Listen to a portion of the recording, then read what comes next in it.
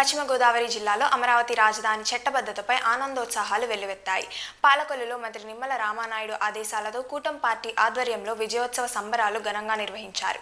ఈ కార్యక్రమంలో కూటమి నాయకులు, టీడీపీ శ్రేణులు భారీగా పాల్గొని ఆనందం వ్యక్తం చేశారు. ఈ సందర్భంగా మాజీ ఎమ్మెల్సీ, ప్రభుత్వ విప్ అంగర రామ్మోహన్ రావు మాట్లాడుతూ అమరావతి రాజధాని అంశంలో ప్రభుత్వం తీసుకున్న నిర్ణయంపై హర్షం వ్యక్తం చేశారు.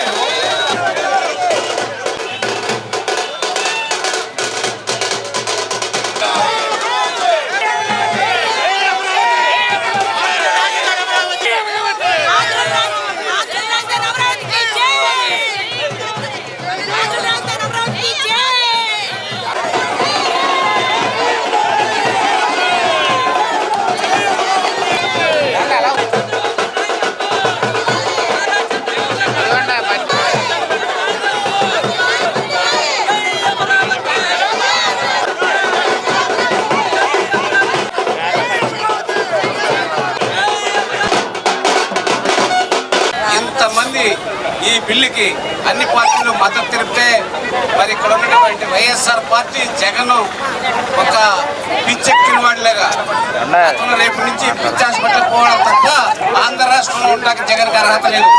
ఎందుకు చేతనంటే ప్రజలందరూ ఏకైక రాజధాని అమరావతి కావాలని కోరుకుంటే దాన్ని మూడు ముక్కలు చేయాలని విశ్వ ప్రయత్నం చేసినటువంటి జగన్ పిచ్చి హాస్పిటల్కి ఎక్కడికి వెళ్తాడు? ఇతన్ని చరిత్ర హీనుడిగా మిగిలిపోయాడు. ఈ రాష్ట్రంలోనే కాదు, ఈ దేశంలోనే కాదు, చరిత్ర హీనుడు. ఇతను సమాజంలో ఉండడానికి పనికిరాడు. వైఎస్ఆర్ పార్టీ నాయకులు ఇప్పుడైనా మీరు తెచ్చి మీ పార్టీకి రచనమ చేయని, ఏమాత్రం ప్రజల పట్ల మీకు జ్ఞానం ఉన్నా, రైతుల పట్ల విజ్ఞానం ఉన్నా, 33,000 ఎకరాలు రైతులు ఇస్తే మీరు వాళ్ళని నడి రోడ్డు మీద పడేసారే, రైతుల్ని అన్ని విధాలా బాధ పెట్టారే.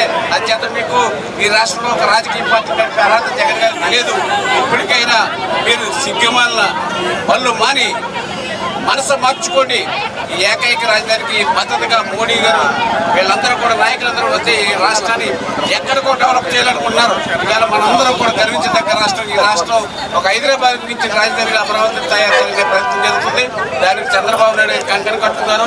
దానికి మనందరం కూడా మద్దతు తెలుపుతూ ఏకైక రాష్ట్రంగా చేసినందుకు మరొకసారి వారి పెద్ద నాయకులందరూ కూడా ధన్యవాదాలు తెలియజేస్తున్నారు.